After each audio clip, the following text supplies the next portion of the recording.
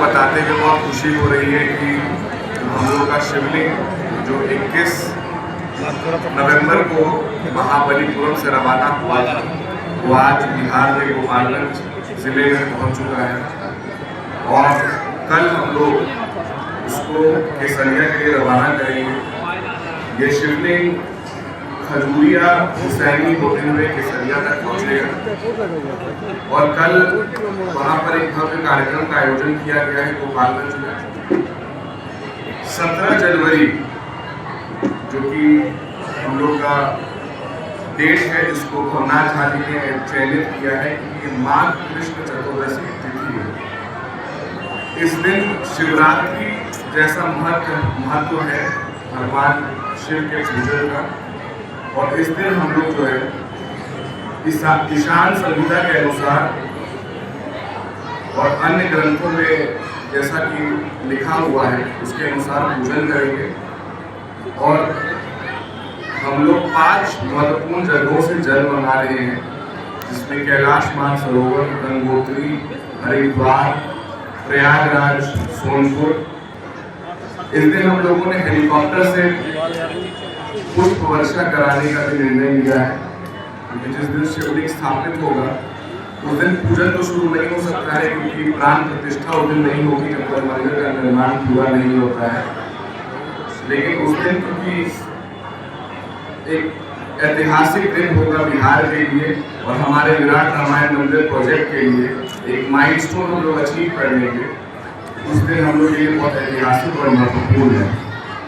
इसके बाद 4 तरह के काम मंदिर में बाकी रहेंगे। एक सिविल कंस्ट्रक्शन का वर्क जो 2029 तक समाप्त हो जाएगा, शिखर का निर्माण जो 1 साल और लगेगा शिखर के निर्माण में, और मेरा मानना है कि 2030 तक मंदिर की प्राण प्रतिष्ठा हो जाएगी सभी देवी देवताओं की। और जो छोटे काम है जैसे स्टोन क्लैडिंग हो गया या जो पेंटिंग्स का काम है वो आगे होता रहेगा। ये शिवलिंग जो है जैसा कि आप लोगों को ज्ञात है कि 33 फीट ऊंचा, 33 फीट गोलाई, 9 फीट का डायमीटर, 210 टन का वजन और सहस्त्र लिंगम है जिसमें 1008 छोटे छोटे शिवलिंग बने हुए हैं। इस शिवलिंग में जल चढ़ाने की विशेषता यह है कि आप एक शिवलिंग में जल चढ़ाएंगे लेकिन आपको पुण्य मिलेगा 1008 शिवलिंग में जल चढ़ाने का। और ये शिवलिंग जो है ब्लैक ग्रेनाइट स्टोन से बना है जो कि केवल महाबलीपुरम में ही उपलब्ध था। उसको डायमंड ग्रेनाइट स्टोन भी कहा जाता है।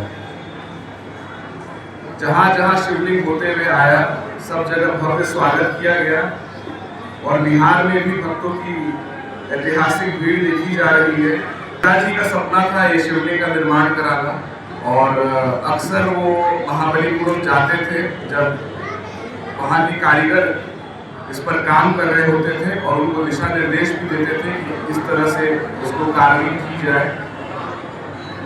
और जब शिवलिंग का निर्माण पूरा हो गया है अब हम लोग नंदी के निर्माण पर भी फोकस कर रहे हैं और हम लोग जो नंदी बनवाने जा रहे हैं उसके लिए हम लगभग ब्लैक ग्रेनाइट स्टोन ही फाइनल किए हैं। इसके अलावा हम लोग अरुण योगीराज जिन्होंने राम मूर्ति जो अयोध्या में स्थापित है उसका निर्माण कराया, उनसे भी हम लोग संपर्क किए हैं कि मुख्य जो हम लोग के देवी देवता होंगे उनका निर्माण हम लोग उन्हीं से कराने का विचार कर रहे हैं।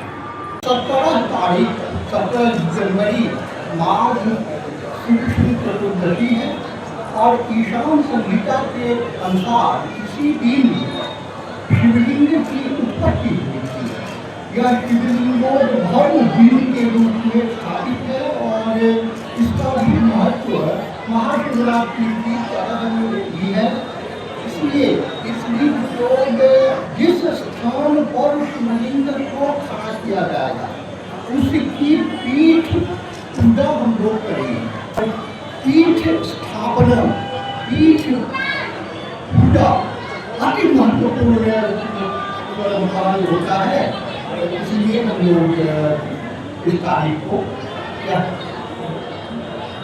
वहाँ पर स्थापित है।